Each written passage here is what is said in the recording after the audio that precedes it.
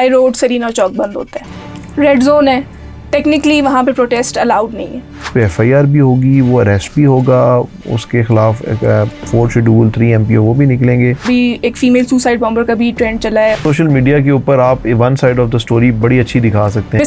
Disinformation बहुत ज़्यादा फैल चुकी है, आवाम में बहुत ज़्यादा तशवीश पाई जाती है जी, स्टेट के हवाले से, सिस्टम के हवाले से। लाला यूसुफ और जिनकी हम बात करते हैं सारे, ये सब ने स्टैम्प पेपर्स के ऊपर ज़मीनें बेची हैं लोगों को। ड्रग अब्यूज़ बहुत बड़ा इशू है, यूथ हमारी पोटेंशियल एनर्जी वहाँ पे वेस्ट हो रही है। जिसको बैन किया और वो मेरे डिस्ट्रिक्ट में आ गया है, फिर I am held responsible for that कि ये बंदा कैसे इस डिस्ट्रिक्ट में आया। ये जो एक टारगेट किलिंग की वेव है वो दोबारा से राइज हो रही है। Polio is basically a Pashtun problem. मैंने कहा शायद कुछ नहीं है कुछ आपने सोचने में बड़ा टाइम लगाया। वी वर नॉट एक्सपेक्टिंग कि इतना टर्नआउट लोगों का होगा। DC साहब को अगर फुल कंट्रोल दे दें हम, तो कोयटा की ऐसी क्या 3 चीज़ें आप चेंज करना चाहेंगे जिससे आपको लगता है कि कोयटा के बेशतर मसाइल जो है वो सॉल्व हो सके?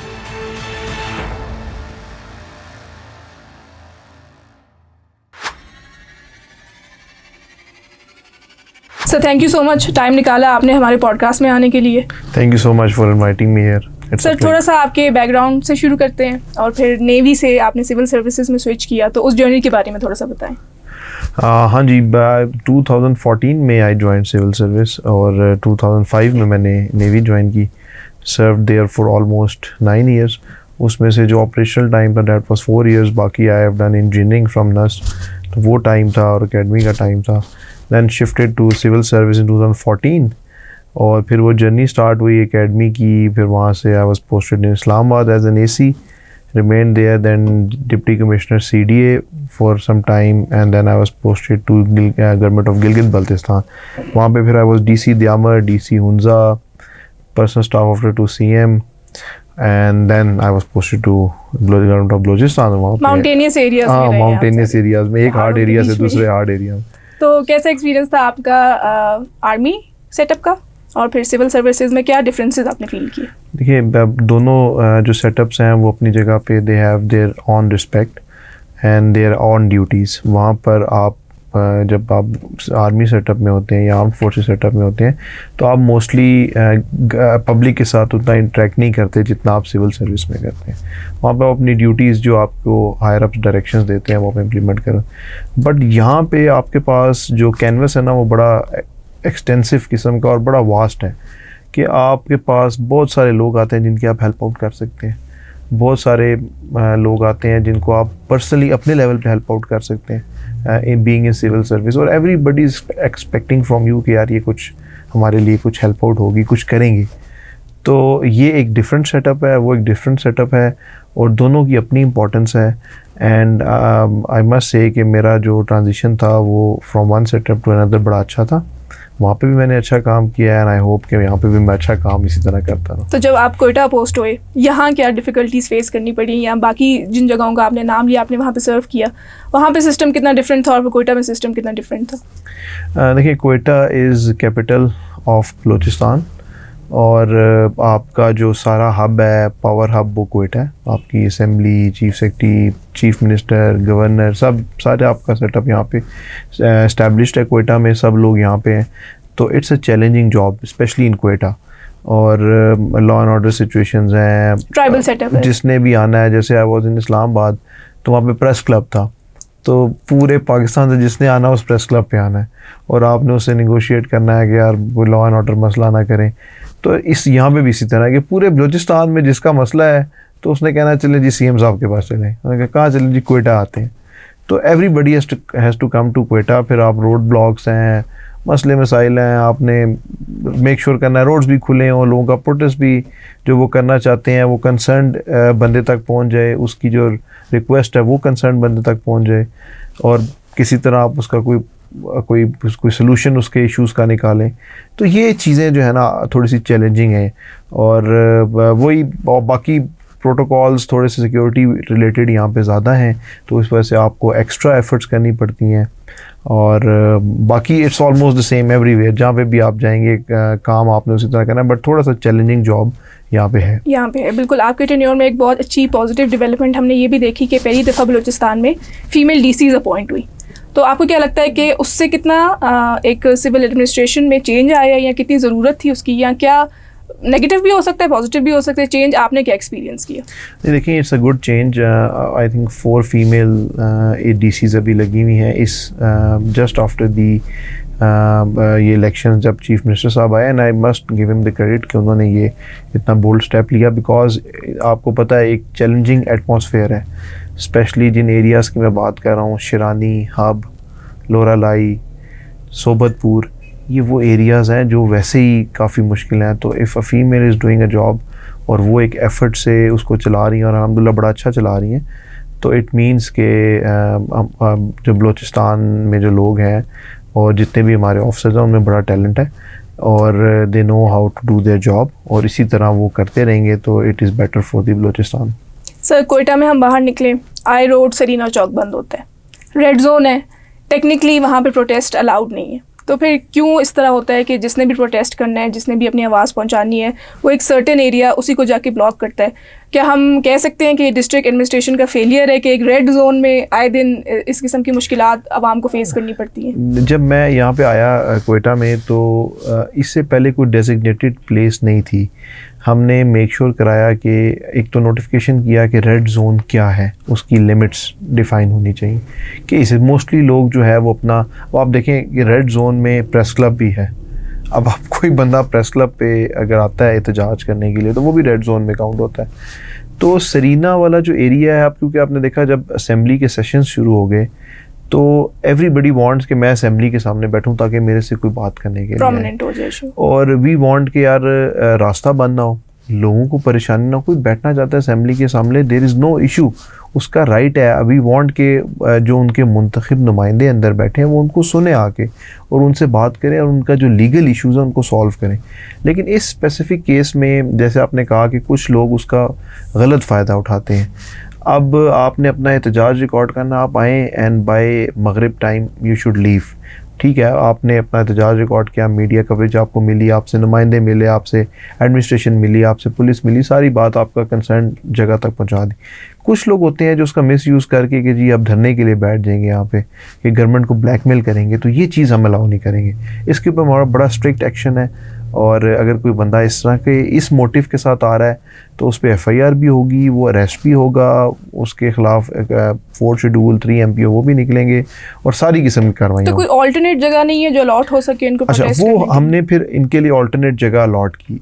किस तरह अलॉट की? अब हमारी देर आर 3 बल्कि 2 मेन प्लेसेस हैं जिसके अंदर हमने अलाउ किया, 3 बल्कि, एक सरियाब में है सादिक शहीद स्टेडियम, एक अयूब स्टेडियम को हमने किया, और 3rd हमने हॉकी ग्राउंड को किया। ये 3 जगह अगर किसी ने जलसा करना है या उसने कोई गैदरिंग करनी है और ह्यूज गैदरिंग है तो इसके लिए ये नोटिफाइड है, notified by the district administration. आप अपनी एप्लीकेशन दें और आप इन तीनों में से कोई जगह सजेस्ट करें, वी विल सी कि आप के लिए कौन सी बेहतर जगह है, और वहाँ पे आप अपना जो भी एहतजाज करना चाहते हैं, जो बात करना चाहते हैं, जलसा करना चाहते हैं, कॉन्फ्रेंस करना चाहते हैं, आप वहाँ पर करें, बट बराए मेहरबानी रोड्स ब्लॉक करके लोगों को तंग ना करें। या MCQ के अंदर जाके, और वहाँ पे ऑफिसेज हैं, तब हाई दिन वहाँ पे MCQ के अंदर एक ग्राउंड है, आपने देखा है, अब वो वहाँ पे एडमिनिस्ट्रेटर का ऑफिस है, प्रेस क्लब है, बाकी ऑफिसेज हैं, पूरा दिन उनकी सफाई में लग जाता है। जो आता है वहाँ पे गन फेंकता है, बैठता है और चला जाता है, फिर सुबह सफाई करते हैं। तो ये सारे हमारे ऑफिस हैं, दे आर सेंसिटिव ऑफिसेज, तो कोई मसला हो जाए, कोई इशू हो जाए, तो हमने ये जगह अब इसलिए ख़त्म कर दी हैं, they are not part of any protest. आपने करना, आपको 3 जगह दी हैं, वहाँ पे अपने। तो ये रेड जोन में जितने भी प्रोटेस्ट हो रहे होते हैं ये NOC के बगैर? ये NOC के बगैर हैं, और NOC मिलती ही इन 3 जगहों के लिए। अगर कोई बंदा विदाउट NOC करता है तो उस पर FIR होती है, वो जिसने किया होता है वो भी, और जो उसके साथ जितने भी लोग उसकी एडमिनिस्ट्रेशन में उन सब के ऊपर FIR होती है। तो वी आर रजिस्टरिंग FIR जो भी without our permission road block करता है या किसी जगह पे कोई जलसा करता है। सर, तो इसी बीच में हम देखते हैं कि जब ऑब्वियसली NOC ऑब्टेन नहीं किया होता तो मामला हीटअप भी हो जाते हैं। अक्सर हम देखते हैं कि सोशल मीडिया पे भी वीडियोस वायरल हो जाती हैं। अब जो प्रोटेस्ट कर रही होती पार्टी वो तो बड़ी एक्टिव होती है, वीडियोस भी वायरल कर देते हैं, पिक्चर्स भी वायरल कर देते हैं। तो आपको नहीं लगता कि उसके काउंटर में जो दूसरी साइड ऑफ द स्टोरी है वो हमारे पास नहीं पहुंचती कभी भी स्टेट की या डिस्ट्रिक्ट एडमिनिस्ट्रेशन की तरफ से? तो आपका हमला क्यों इस मामले में ज़रा सुस्ती कर जाता है कि अपनी साइड ऑफ द स्टोरी भी पता है? देखिए, हमारी साइड ऑफ द स्टोरी बड़ी होनी चाहिए और ये क्लियर भी है। आपने अगर किसी ने कोई एक्टिविटी की है इस तरह की, तो दैट इज़ विदाउट NOC ना, तो स्ट्रेट अवे आपके ऊपर FIR बनती है। द सेकंड ऑप्शन इज़ कि हम स्ट्रेट अवे जो है वो डंडे मारें और उनको कहें जी आप असेंबल ही नहीं होंगे यहाँ पे। तो वी रियलाइज़ कि ठीक है, अगर कोई बंदा आ गया उसको पहले से इंटीमेट हो जाता है कि आपकी एनओसी नहीं है, जब वो आना शुरू करता है या अपना प्लान कर रहा होता है तो पुलिस की तरफ से वो एनओसी चेक की जाती है, बिकॉज उसका पूरा सिक्योरिटी प्लान निकलता है कि यहाँ पे सिक्योरिटी लगी होगी, ये रोड है, यहाँ पे स्टार्टिंग पॉइंट है, ये एंडिंग पॉइंट है, इधर से इधर तक आपने जाना है, पूरा रास्ता सिक्योर होता है। बिकॉज जब मैं एनओसी दे देता हूँ तो फिर हमारी रिस्पॉन्सिबिलिटी है स्टेट की आपको सिक्योरिटी देना, ताकि आपका इवेंट सक्सेसफुली हो जाए। जो लोग नहीं लेके आते वो फिर इस तरह के प्रॉब्लम्स करते हैं, और हम उसमें क्लियर हमारा वर्डिक्ट है कि एफआईआर होती है and we give FIR straight away, और उनको बता भी देते हैं यहाँ पे एफआईआर होगी, आपको एनओसी नहीं मिलेगी। और नेक्स्ट टाइम जब वो अप्लाई करते हैं तब भी नहीं हम उनको देते कि ये ब्लैक लिस्ट है हमारी तरफ से, क्योंकि इन्होंने हमारे गिवन ऑर्डर्स नहीं माने। तो ये आपकी बात ठीक है, आप हमें सोशल मीडिया पे भी थोड़ा सा हम अपनी साइड ऑफ द स्टोरी को आप बेहतर कर रहे हैं, बताते हैं, प्रेस कॉन्फ्रेंस के अंदर बताते हैं, लोग क्वेश्चंस पूछते हैं, उसमें भी आई एक्सप्लेन कि जी without NOC it's not allowed. और ये तो मैं अब इतनी दफ़ा बता चुका हूँ कि there are 3 places in Quetta, अगर आपने करना है protest, apply and get the NOC, आप वहाँ पर करें। आपने रोड ब्लॉक करके या लोगों को तंग करके ज़रूर कोई काम करना है। जब हम आपको जगह दे रहे हैं और आपको कह रहे हैं कि आप यहाँ पे अपने प्रोटेस्ट करें, तो आप क्यों एमसीक्यू में या सरीना चौक के ऊपर या रेड जोन के अंदर आके अपने प्रोटेस्ट करना चाहते हैं? क्योंकि सर वो हर दफ़ा परसेप्शन ये जाता है ना, जैसे अथॉरिटी यूज़ हो रही है, फोर्स यूज़ हो रही है। रिसेंट भी कुछ प्रोटेस्ट में हमने देखा कि दूसरी पार्टी की तरफ से ऐसी वीडियोस रिलीज़ की गई कि जी उनके दुपट्टे ख़वातीन के खींचे गए। हालांकि फिर हमने देखा कि वो पुलिस कांस्टेबल जो है उनको दुपट्टे, उनकी चादरें पहना भी रही थी, वापस भी कर रही थी, उनको समझा भी रही थी कि आप इस तरह ना करें। तो पब्लिक में एक परसेप्शन क्रिएट हो जाता है कि जी जैसे इट्स अस वर्सेस देम। ये आपकी बात बिल्कुल ठीक है। देखें, ये जो सोशल मीडिया है, इसको they are investing money in social media ना, तो सोशल मीडिया के ऊपर आप one side of the story बड़ी अच्छी दिखा सकते हैं कि जी एक बंदे को पकड़ के गाड़ी में डाल रहे हैं, तो उससे पहले, because I am the eye witness to that ना, तो उससे पहले वाला आप नहीं देख रहे कि वो जब उसको बताते रहे हैं वो खातून कि आप अरेस्ट हो गई हैं, अब आप इस गाड़ी में बैठ जाएं, और वो उसको मारती रही है और नाखून मारती रही है, उसके वो पुलिस कांस्टेबल के बाल खींचते रहे।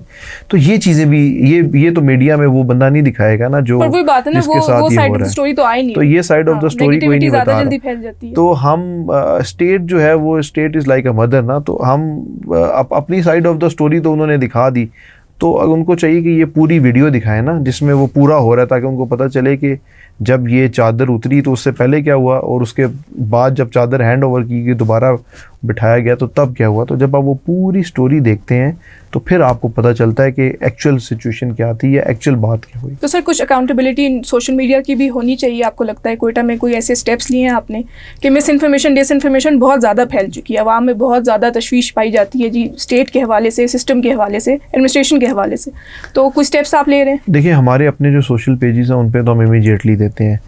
इसमें ज़्यादा जो मेरी जो सजेशन जो मैंने आगे डिलीवर भी की, और मैं कहता भी हूँ अक्सर कि जो हमारा प्रेस इंफॉर्मेशन डिपार्टमेंट है उसका ये काम है। Information department should daily basis के ऊपर उसको बेशक मेरे से पूछ के या गवर्नमेंट से पूछ के एक अपना नैरेटिव देना चाहिए कि एक इवेंट हुआ, उसके अंदर क्या हुआ।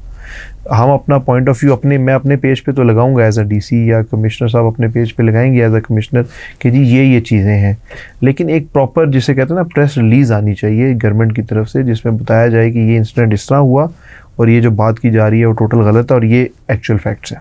बिल्कुल सर, आपके बारे में 2 बातें बड़ी क्वेटा में हमने जो सुनी कि पहली दफ़ा ऐसा हुआ कि किसी डीसी ने प्रेस क्लब पे इवेंट्स पे बैन लगाया हो, और दूसरी ये कि कुछ लोगों के नाम आपने 4th शेड्यूल में डालें।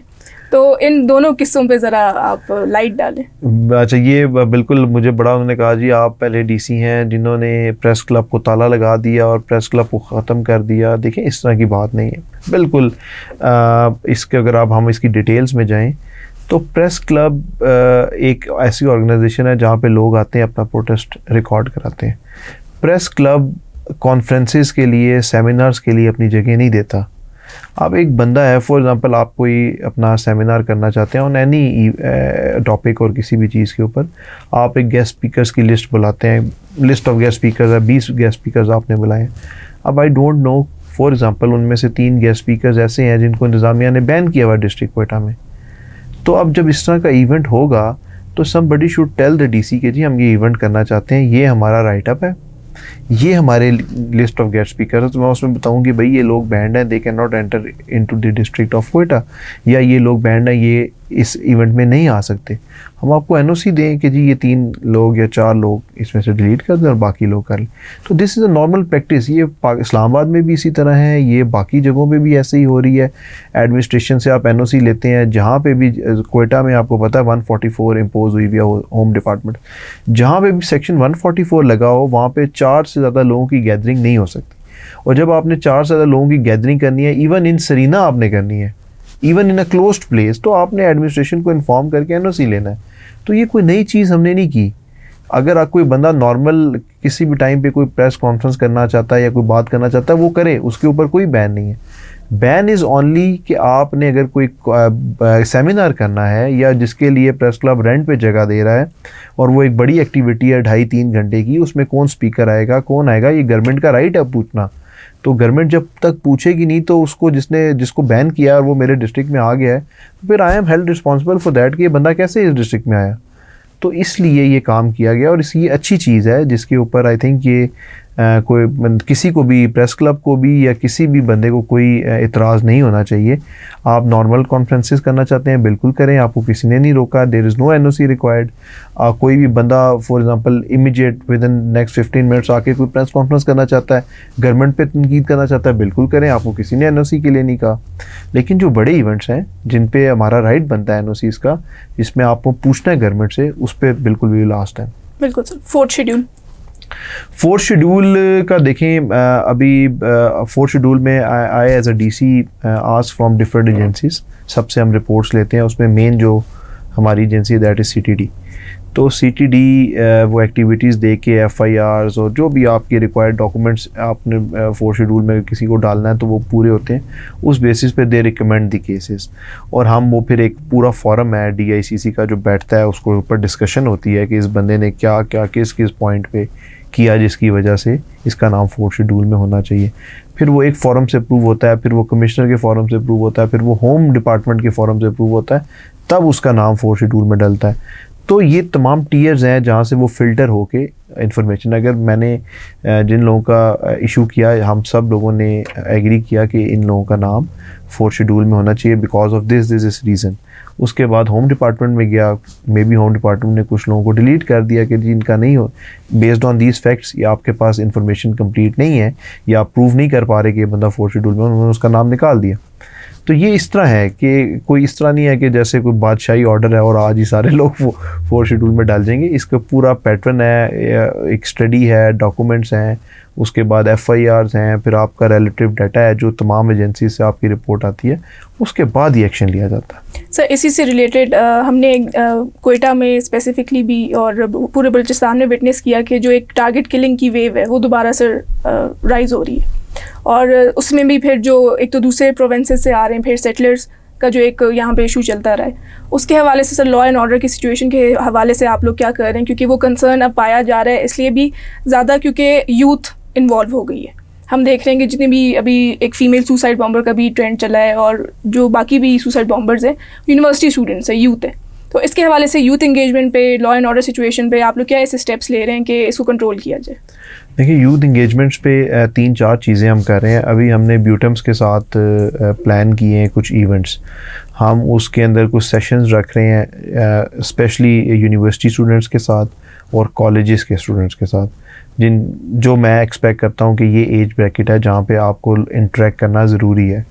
और हमने अपनी जो बाकी टीम्स हैं, जो लाइन डिपार्टमेंट्स हैं और जो इंफॉर्मेशन डिपार्टमेंट है, उसको भी कहा है कि आप सेमिनार्स अरेंज करें and engage with the students. ये जो आप क्वेश्चंस पूछ रही हैं, इसी तरह के क्वेश्चन स्टूडेंट्स के माइंड में भी हैं, बट वही बात है ना कि उनको भी one side of the story पता है, उनको other side of the story नहीं पता। तो जब तक मैं उनके पास नहीं जाऊंगा, उनसे इंटरेक्ट नहीं करूंगा, या एडमिनिस्ट्रेशन से या पुलिस से या सीटीडी से या गवर्नमेंट ऑफ बलूचिस्तान की तरफ से लोग नहीं जाके उनसे ट्रैक करेंगे, तो हाउ यू कैन वो क्या कहना चाहिए कि उनके माइंड में जो पोल्यूटेड माइंड है, जो पोल्यूशन है, उसको कैसे आप ख़त्म करेंगे?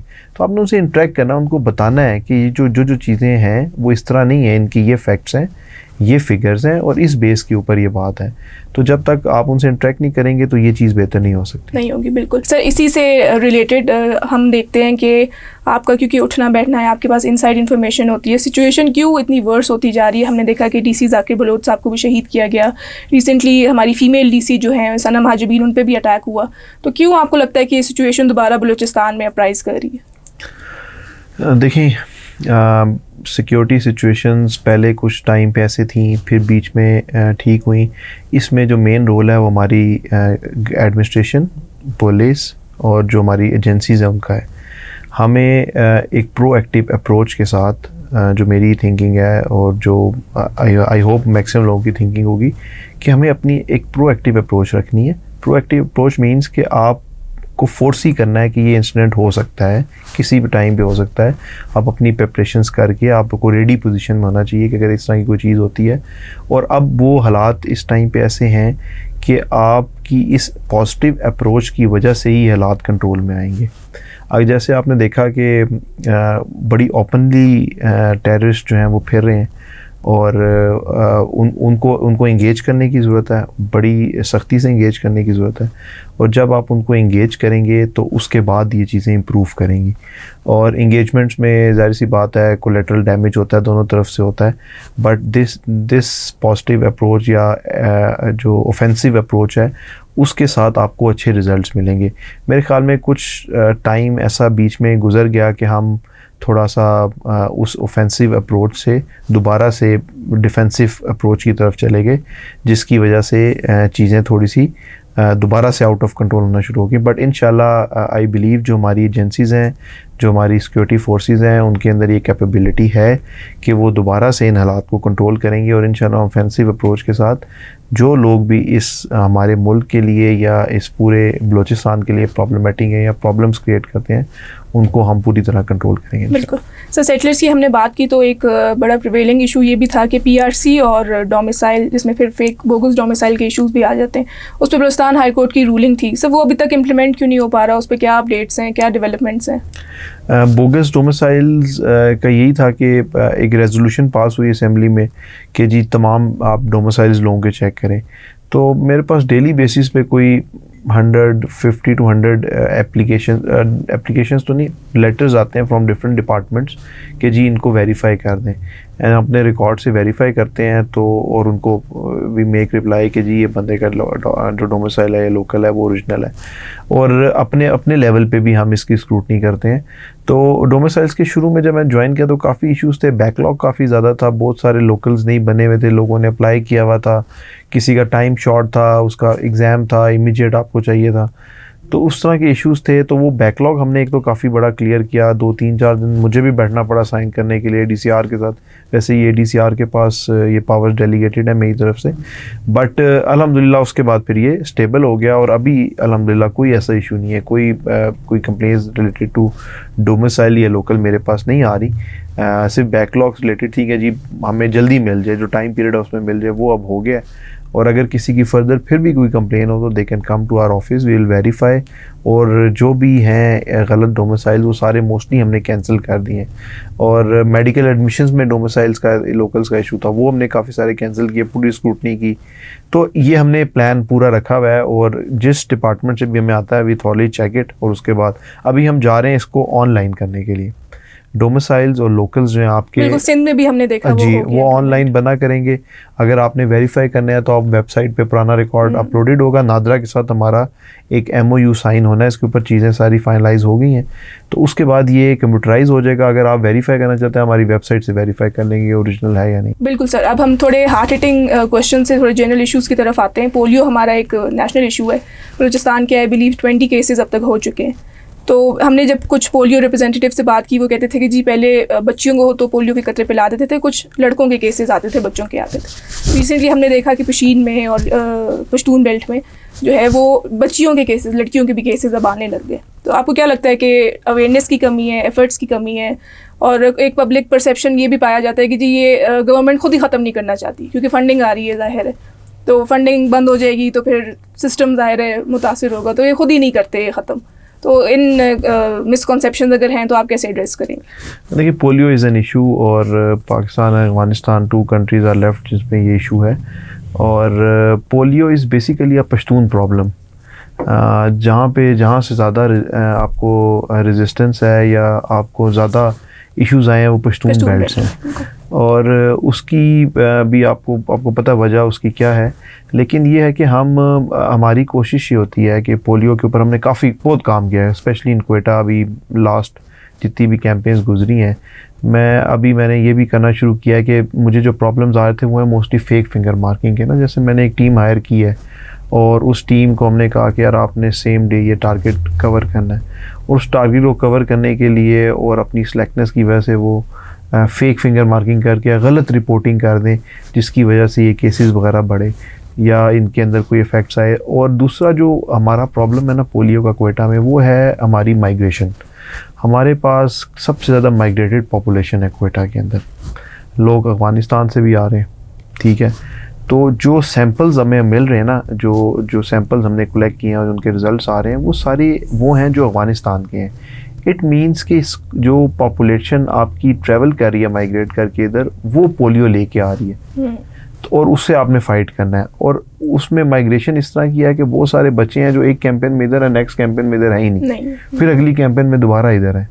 या आधे लोग जो है वो इतना ट्रैवल, तो ये बड़ी आपकी ना डेंसली पॉपुलेटेड और मूवमेंट है पॉपुलेशन की। तो उसकी वजह से जो है ना वो इश्यूज़ हमें फेस करने पड़े। बट वी वांट कि हमारा क्योंकि CBB डिस्ट्रिक्ट है क्वेटा, मींस के आपके पोलियो वर्कर्स पूरे मंथ के लिए हायर्ड है, not only for the campaign. तो अब हमने ये शुरू किया है कि हम उनको पूरा मंथ यूटिलाइज़ करें, स्टार्टिंग फ्रॉम 1 कैंपेन, और जब तक अगली कैंपेन नहीं आती तो उनको हम बीच में ये नहीं कि उनको रिलीव कर दें कि जी बस ठीक है कैंपेन, हम उसके कैचअप डेज हमने बढ़ा दिए। जैसे हमारा रिज़ल्ट LPS और PCM के रिज़ल्ट्स हमारे आ जाते हैं, उसके बाद हम जो अपने रिमेनिंग बचे रहते हैं उनके ऊपर काम शुरू करते हैं कि 100% हमने कंप्लीट कर लें। अभी जो लास्ट कैंपेन हुई उसमें हमारे 4,24,000 बच्चों का हमारा टारगेट था, जिसमें से इन दी एंड हमारे 18,000 रह गए। फिर खैर 5 डेज़ की कैंपेन में 18,000 रह गए थे। फिर जब हमारे रिज़ल्ट्स हो गए उसके बाद फिर हमने कैंपेन स्टार्ट की और 18,000 में से हमने 15,000 समथिंग फिर कवर किए। तो हम 3,000 समथिंग पे रह गए। वो बच्चे थे जो आउट ऑफ कंट्री हैं या 6 महीने वो क्वेटा होते हैं, 6 महीने किसी और जगह पे होते हैं, दे आर नॉट अवेलेबल। तो या कुछ रिफ्यूज़ल्स थे जो हमने ज़बरदस्ती कवर किए। तो अब ये एक कंबाइंड एफर्ट है और पूरे बलूचिस्तान के लिए ये है और DCs को इसमें लीड लेनी चाहिए। मैंने इस पे काफ़ी अभी काम किया है और आई होप कि इंशाल्लाह ये इम्प्रूव होगी। सर, चश्मा का एक इंसिडेंट अभी हमने विटनेस किया, वो फिर हमने देखा आर्म क्लैशेस की तरफ चला गया, क्योंकि वो लैंड ग्रैबिंग का केस था। ज़ाहिर है वो तो पब्लिक को पता है कि क्या होता है क्या नहीं होता। सवाल ये है कि डिस्ट्रिक्ट एडमिनिस्ट्रेशन इतना लेट एक्शन सर क्यों लेती है कि उनको इतने साल हो जाते हैं, वो वहाँ पे इस्टेब्लिश हो जाते हैं, उनकी जनरेशन वहाँ पे बड़ी हो जाती है, तो एक पब्लिक सेंटिमेंट उनके फेवर में शिफ्ट हो जाता है कि जी ज़्यादती हो रही है, अब उनको निकाल रहे हैं, वो कहाँ जाएंगे, कोई ऑल्टरनेट नहीं है और पहले एक्शन होना चाहिए था, पहले क्यों नहीं हुआ? तो सर पहले क्यों नहीं होता एक्शन? पहले भी एक्शन होता है। फॉर एग्ज़ाम्पल आपने कहा कि जी मेरी जगह पे कोई बंदा कब्ज़ा कर रहा है और आप दोनों चले गए कोर्ट में और कोर्ट ने स्टे दे दिया, तो now my jurisdiction is out as a DC, I can't do anything. अब वो केस चल रहा है, वो स्टे ऑर्डर ख़त्म हुआ, वो केस चलता रहा। इस स्पेसिफिक केस में भी 10 साल बाद एक फ़ैसला हुआ कि ये जगह इस बंदे की है। वो पहले सेशन में सिविल में चला, फिर सेशन में चला, फिर हाई कोर्ट में चला, फिर सिविल जज के पास उसकी इम्प्लीमेंटेशन चली, एग्जीक्यूशन हम उसको कहते हैं कि ये ऑर्डर हो गया नाउ, तो ऑल इसकी जो टाइम्स है वो ख़त्म हो गए हैं, अब इसकी कोई फर्दर अपील नहीं हो सकती, अब इसकी एग्जीक्यूशन होगी, ये डिक्री हो चुका है, इसकी एग्जीक्यूशन करनी है। तो इस स्पेसिफिक केस में भी कोर्ट की डायरेक्शंस थी, कोर्ट की डायरेक्शंस पे हमने एक्शन लिया और उसके ऊपर हमने वो सारी जगह खाली कराई। किसी को भी अच्छा नहीं लगता, लेकिन आपने ये भी देखना है कि वो जो लोग वहाँ पे रह रहे थे तो वो अपने अंदर ज़मीर से पूछें कि क्या वो जगह उनकी थी, क्या वो जगह लीगल थी। आप कोर्ट के ऑर्डर्स के ऊपर या स्टे ऑर्डर के ऊपर कितना अर्सा किसी की ज़मीन पे कब्ज़ा करके बैठ सकते हैं।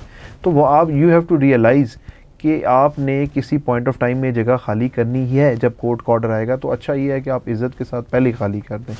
और दूसरी, ये जितने भी लोग हैं जो इसमें प्रॉब्लम कर रहे हैं, शोर शराबा कर रहे हैं, बेसिकली ये सारे कल्प्रिट्स हैं, ये सारे बेनिफिशरीज़ हैं। अब बेनिफिशरीज किस तरह हैं कि इन्होंने ये ज़मीनें ये जो जितनी भी जगह है जो हमने खाली कराई अराउंड 400 एकड़्स, ये ज़मीनें उन लोगों को स्टैम्प पेपर्स पे बेची हुई हैं। तो आप ये जो लाला यूसुफ और जिनकी हम बात करते हैं सारे, ये सब ने स्टैम्प पेपर्स के ऊपर ज़मीनें बेची हैं लोगों को। आपसे 3 लाख रुपए लेके आपका ये 5 मरले की जगह, ये जगह आप ले लें, इधर जुग्गी बना लें। तो सबसे बड़े तो खुद ये फाइनेंसर हैं, या सबसे बड़े टेररिस्ट तो ये खुद हैं कि ये काम करते हैं, लोगों की जगहों पे कब्जे करते हैं और फिर आगे लोगों को बेचते हैं। और नैरेटिव भी मैनिपुलेट और फिर नैरेटिव भी मैनिपुलेट करते हैं कि ज़्यादती होगी, ज़्यादती होगी। और भाई ज़्यादती नहीं हुई है, ज़्यादती आपने की है। अब वो लोग इनसे पैसे मांगेंगे कि भाई मैंने आपको पैसे दिए थे, आपने मुझे ज़मीन स्टैम्प पेपर पे बेची। लेने वाली की भी गलती है, स्टैम्प पेपर पे कौन सी ज़मीन होती है, लेकिन इसकी भी गलती है कि वो स्टैम्प पेपर पे एक किसी और बंदे की ज़मीन जिसका कोर्ट केस चल रहा है, आप उसको बेच रहे हैं और उस पर कब्जा कराई जा रहे हैं। तो एस्टैब्लिश्ड है कि इलीगल है, इलीगल। तो ये सारे लोग जो हैं ये सब इन्वॉल्व हैं, ये माफियाज़ हैं, और इन माफियाज़ के ख़िलाफ़ एक्सट्रीम लेवल पे कार्रवाई होनी चाहिए। Not only for this land, जहाँ पे भी लोगों की लैंड पे कब्जे हैं, जिस तरह कोर्ट के ऑर्डर्स होते हैं, तो एक आपने इम्प्लीमेंटेशन स्ट्रेटजी बना के जल्दी करना होता है, क्योंकि आपने कोर्ट में अपनी कंप्लाइंस रिपोर्ट सबमिट करनी है।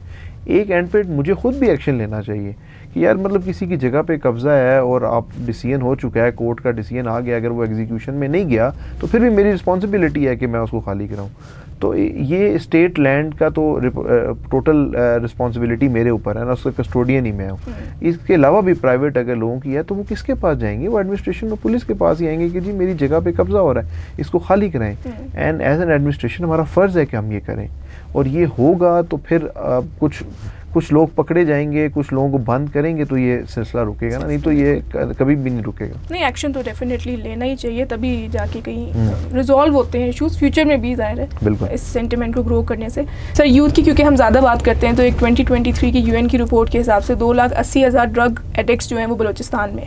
ड्रग अब्यूज़ बहुत बड़ा इशू है, यूथ हमारी पोटेंशियल एनर्जी वहाँ पे वेस्ट हो रही है, उसके हवाले से आप लोग क्या एक्शंस ले रहे हैं? देखिए ये सबसे बड़ा एक इशू है जो कोयटा में आई थिंक कि जिसका एक इमीडिएट सोल्यूशन हमें निकालना है। और इसके लिए जो सबसे बड़ा प्रॉब्लम है ना, वो है कि हमारे पास वेलफेयर के जो इंस्टीट्यूशंस हैं वो नहीं है। ANF इस पे काम करती है, उनके पास एक बड़ी फैसिलिटी ऐसी नहीं है कि जिसके अंदर हम मैक्सिमम लोगों को अकोमोडेट कर सकें। सोशल वेलफेयर की एक फैसिलिटी थी, वहाँ पे 100 to 150 लोग एट अ टाइम अकोमोडेट होते हैं। तो हम जितने भी लोग ड्रग एडिक्ट्स पकड़ते हैं उनकी रिहेबिलिटेशन करनी है, तो रिहेबिलिटेशन सेंटर्स जब तक नहीं बनेंगे तो तब तक ये काम नहीं हो सकता। जितने भी बेगर्स हैं, बेगर्स को हम पकड़ते हैं सारों को, अब उनको पकड़ने के बाद देयर इज़ नो ऑप्शन। हम जब लेके जाते हैं सोशल वेलफेयर डिपार्टमेंट के जो सेंटर्स बने वहाँ पे जगह नहीं है, तो क्या करें अब उनके साथ? There is no other option. तो अब जो इसके ऊपर काम करने की ज़रूरत है, जिसके ऊपर गवर्नमेंट ने एक पॉलिसी भी बनाई और काम कर रहे हैं, वो ये है कि हम बड़े बड़े रीहैब सेंटर्स बनाएं जहाँ पे हमारे पास मे बी अराउंड 500 to 600 लोगों की कैपेसिटी हो। उनको हम रिहेबिलिटेट करें, वापस भेजें और नए लोगों को डालें। तो जब तक ये सेंटर्स नहीं बनेंगे इस चीज़ को कंट्रोल नहीं किया जा सकेगा। और बाकी अवेयरनेस सेशंस तो हैं ही हैं, लेकिन ये वो लोग हैं जो ड्रग एडिक्ट होते हैं बिकॉज ऑफ डिफरेंट रीजंस कि वो फैमिली से बड़ा डिस्कनेक्ट उनका हो गया, तब वो ड्रग एडिक्ट हो गए, या किसी और वजह से हो गए। तो वो फिर वो ज़्यादा रिस्पॉन्सिबिलिटी जो है वो फैमिली की या सोशल रिस्पॉन्सिबिलिटी है उन लोगों की जो इनके साथ वो रहते हैं कि उनको उस तरफ ना जाने दिया जाए। स्टेट की फिर ये रिस्पॉन्सिबिलिटी है कि अगर वो चला गया है तो उसके बाद आपने उसको रिहेबिलिटेट करना है, रिहेबिलिटेशन सेंटर में लेके जाना है, और उसके बाद उसकी फैमिली की हैंड ओवर करना है। तो उसके लिए आपको रिहेबिलिटेशन सेंटर चाहिए और उसमें इतनी कैपेसिटी चाहिए कि आप एट अ टाइम इतने लोगों को अकोमोडेट कर सकें, जो अभी तक नहीं है, क्योंकि हमारे पास लोग ज़्यादा हैं और कैपेसिटी कम है। बिल्कुल, इश्यूज सर बहुत सारे हैं, तो 4-5 इश्यूज़ मैं आपको कंबाइन करके क्वेश्चन इस तरह पुट करती हूँ कि पानी का भी मसला है और ट्रैफिक का भी मसला है, अर्बनाइजेशन का भी मसला है। तो एक कोयटा का मास्टर प्लान आना था सर, हम बड़े अरसे से सुन रहे हैं, छोटे से बड़े हो गए हैं, वो मास्टर प्लान नहीं अब तक आया, तो वो उस पर क्या डेवलपमेंट है? मास्टर प्लान पे काम हो रहा है बिल्कुल। QDA जो इसका कंसर्न डिपार्टमेंट है वो कर रहा है। अब देखिए, अब जो ऑलरेडी बन चुका है उसके अंदर तो फर्दर कोई चेंज नहीं हो सकती जो ऑलरेडी इस्टेब्लिश हो। अब यह है कि आउटस्कर्ट्स का जो एरिया है वहाँ पर जहाँ पे नई सोसाइटीज़ हमारी बन रही हैं, जो हमारा कुचलाग का, सदर का, सरियाब के आउटर एरियाज़ हैं, वहाँ पे प्लानिंग के साथ कोई सेटअप ऐसा लाया जाए जिससे प्रॉपर अर्बनाइजेशन हो। आपकी हाउसिंग सोसाइटीज़ होनी चाहिए वहाँ पे। सीएम साहब का भी एक विजन है कि प्राइवेट सोसाइटीज़ हों ताकि बट प्लान्ड हो, जिसमें प्रॉपर सीवरेज सिस्टम हो, उसका प्रॉपर प्लानिंग हो। बेशक वो क्यूडीए बनाए या गवर्नमेंट की तरफ से क्यूडीए उसको एग्जीक्यूट करे या प्राइवेट लोग करें, बट प्रॉपर मैप के साथ स्कूल्स, कॉलेज, उसके अंदर उसके हॉस्पिटल के प्लॉट्स होने चाहिए, उसके अंदर पार्क्स होने चाहिए। तो प्लान्ड सिटी एक बननी चाहिए। उसके ऊपर अभी क्यूडीए काम कर रहा है और आई थिंक इंशाल्लाह उसमें ये क्यूडीए का जब ये प्लान फाइनल होता है तो जो जगह खाली पड़ी है उसमें ये चीज़ें ऐड ऑन हो जाएंगी। पानी का मसला बिल्कुल है और ये एक जेन्युइन इशू है, लेकिन अब क्योंकि आपको पता है अंडरग्राउंड वाटर की जो रीच है कोयटा में, दैट इज़ नाउ 500 तक पहुंच गई है। और वो जो पानी अवेलेबल है जहाँ से वो आ रहा है उसमें यही है कि हमें अपने छोटे डैम्स बनाने की ज़रूरत है, जहाँ पे आपने देखा अभी फ्लड्स आए, इतना पानी आया और वो ज़ाया होकर निकल। तो ये पानी आपने स्टोर करना है, आपने छोटे डैम्स बनाने हैं, आपने छोटी छोटी जगहों पे इस वाटर की जो रिजर्व्स हैं वो आपने इस्टेब्लिश करने हैं ताकि उस पानी को आप यूटिलाइज़ करें। फिर पाइपलाइंस के थ्रू उसको आपने मूव करना है। The only possible option is this. इसके अलावा ये ऑप्शन नहीं है कि हम बोरिंग करते रहें और अंडरग्राउंड पानी वाटर टेबल नीचे जाएगा, कितना हम कर लेंगे। तो हम शॉर्ट टर्म लोग बस जल्दी कोशिश होती है, इलीगल बोरिंग्स बहुत ज़्यादा हो रही है, कोशिश है कि जल्दी से बोरिंग कर लें। तो this not the solution is कि हम प्रॉपर्ली इंडिविजुअल अप्रोच, सोसाइटी सफ़र करेगी। तो अब यही उसमें ऑप्शन है कि हम ये वाटर सप्लाई स्कीम्स थोड़ी सी बेहतर फॉर्म में डालें और प्रॉपर प्लान करें कि यहाँ पे पानी जमा होगा। इतना पानी आता है, पानी का इशू नहीं है, रेन वाटर बहुत है, उसकी स्टोरेज का प्रॉब्लम। स्टोरेज करें, पाइप्स के थ्रू उसको यूज़ करें, इतने टाइम में उसकी रिफ़िल हो जाएगी दोबारा से। जितनी बारिशें हो रही हैं या जो जिस तरह का प्लान अभी चल रहा है उस हिसाब से आई डोंट थिंक सो कि अगर हमारे वाटर रिसोर्सेज ज़्यादा हों तो हमें कोई पानी का इशू होगा, बट उसके लिए आपको छोटे डैम और रिजर्व्स बनाने पड़े। थोड़ा सा आपके इलेक्शंस के एक्सपीरियंस की तरफ जाते हैं। ब्यूरोक्रेट्स को सर कहा जाता है कि जो पॉलिटिशियन पावर में होगा उसकी मर्ज़ी का डीसी एसी लगेगा, लेकिन आपने ऐसे टाइम पे भी सर्व किया जब इलेक्शंस हो रहे थे, हमने विटनेस किया। वो सारा भी आपके मलबा आपके ही सर पे आया कि जी डीसी साहब ने पैसे खा लिए, डीसी साहब ने वोट्स बढ़ा दिए, कम कर दिए। तो उसके अलावा आपसे मैं पूछना ये चाहूँगी कि एक जनरल पैटर्न आपने क्या ऑब्जर्व किया इस दफ़ा इलेक्शंस में, वोटिंग में, टर्नआउट में, यूथ में आपने क्या एक जनरल पैटर्न ऑब्जर्व किया? क्योंकि इस तरह के इल्ज़ामात तो लगते रहेंगे, हम उनमें नहीं जाएंगे, लेकिन जो इसमें से सोचने वाली बात ये है कि वो पैटर्न जो है वो आपने क्या ऑब्जर्व किया? अच्छा, जब भी देखें इलेक्शंस होते हैं तो somebody will win, somebody will lose, और कोई ये पहला इलेक्शन नहीं है। लास्ट टाइम हुए तब भी इतना शोर मचा, उससे पहले तब भी शोर इसी तरह ही मचा कि चीज़ ज़्यादती हो गई है और धांधली हो गई है। तो ये इसी तरह ही होता है, दिस इज़ नेचुरल।